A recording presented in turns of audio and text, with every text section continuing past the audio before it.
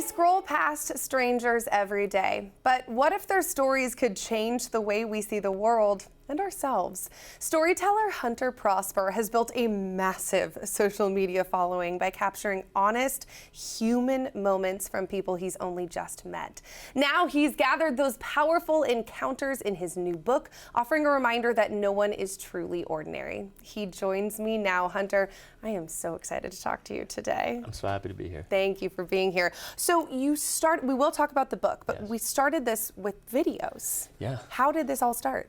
Well, Leah, it started with me being a nurse, and I went through all the schooling. I learned how to be a nurse, but the one thing they don't teach you about nursing and really being in the medical field in general is how to be able to separate yourself when you lose a patient, or to be able to separate yourself from the sometimes tragedies that you see. I started working in the ICU, and my favorite thing about being a nurse was the ability to connect with the patient, the ability to make them feel seen. I'm not the smartest nurse, I promise that, Leah, but one thing I like to do is just sit with the patient and hear what they had to tell me. I wanted to make them feel seen in an uncomfortable setting. Once I was in the ICU, I would do that with a patient, but then maybe I'd be doing CPR on them an hour later, or maybe I'd be intubating or paralyzing or sedating them just moments later. And it's really hard, Leah, to do life-saving measures on people once you've seen a picture of their kids, or once you saw the new dog that they're getting next week. And so I detached myself. I wanted to stop talking to people because my subconscious was building up this idea that if I spoke to you, I was going to lose you. So if my mom was calling me, I wouldn't pick up. If my friends wanted to talk to me, I wouldn't talk to them. I didn't want to talk to people because my experience with talking was getting so bad because it was just leading to what I thought was just loss. And then I said, I don't like to do this. You know, so one day I went outside and I talked to a random older lady in my neighborhood. She was really sweet. She was holding her groceries. I feel bad for her because we talked for 2 hours. So I ended up holding her groceries for her. And I went home with a big smile on my face and I said, this is what I like to do. I like talking to people. And so I kind of did that a few more times and I said, let me record this experience. Yeah.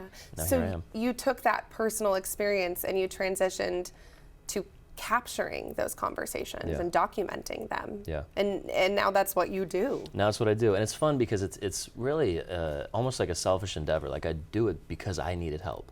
And then in return, I guess a lot of people are getting some help out of it as well. Oh my goodness, that's incredible.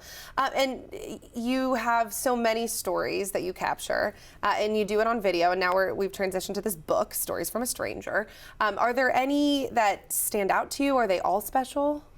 Yeah, picking my favorite, Leah, would be like picking my favorite child, so I don't know if that's possible, right? But I will say that my favorite stories are the ones whenever I truly see therapy is happening between the two parties. Like, when I approach a stranger, they're not expecting me. They're total strangers. They don't know who I am. They were just on their way to work. They were on their way to a friend's house. Whatever they were doing, they weren't expecting me. And so whenever I enter into their bubble, a wall's up, because they're like, what is this kid going to ask me? Yeah.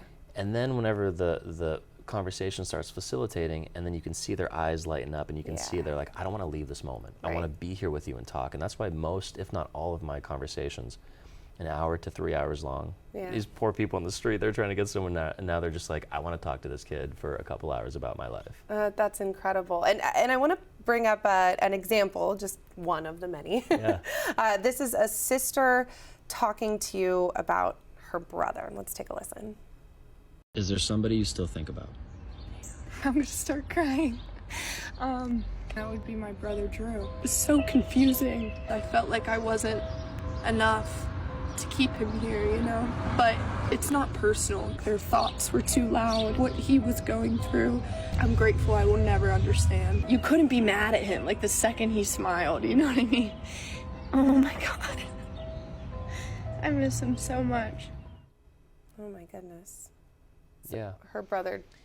Yeah, so met that stranger, her name was Catherine, and spoke to her for over 2 hours. Again, like the video that you see is is a minute and a half, 2 minutes sometimes, but that's distilled down from a 2-hour conversation. Katie gave a beautiful recount of her love for her brother, but she wasn't able to do that because I just bumped into her and I said, hey, who's your brother?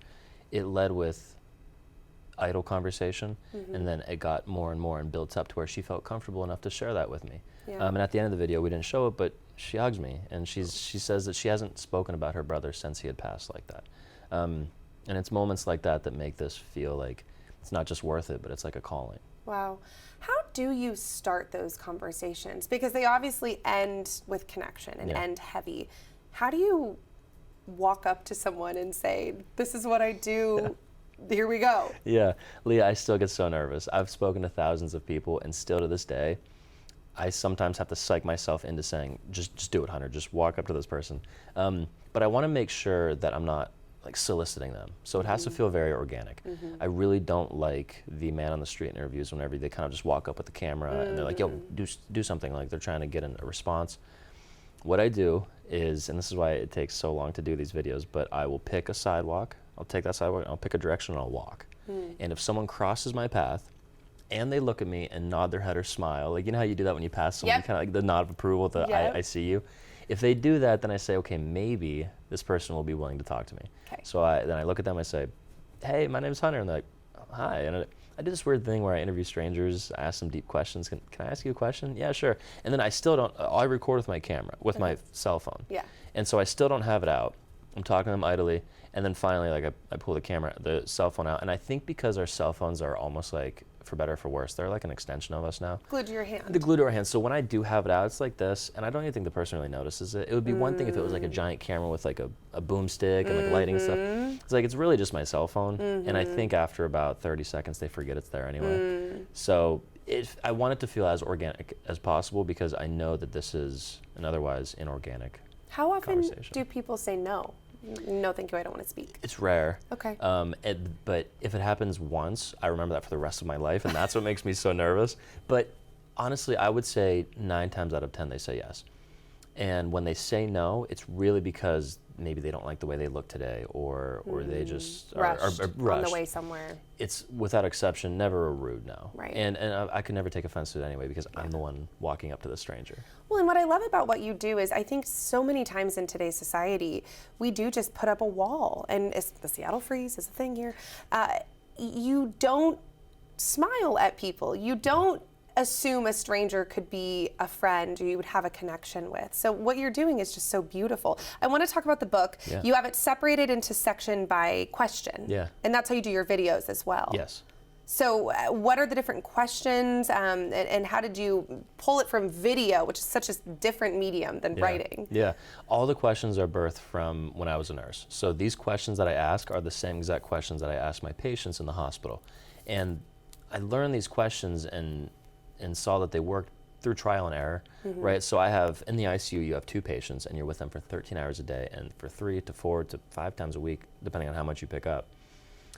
I know what questions will work and what don't, because after 10 minutes with a patient who doesn't want to be in the hospital, how's the weather or how about the baseball team, they don't really care about those conversations anymore. They want something deeper to keep their attention. It's connection. It's connection. It's beautiful. And idle conversation can only last so long. So all these deep questions, they're meant to be open-ended so they can expound upon them. Hunter, it's incredible. Thank you for what you're doing. Thank you. Giving me faith in human nature.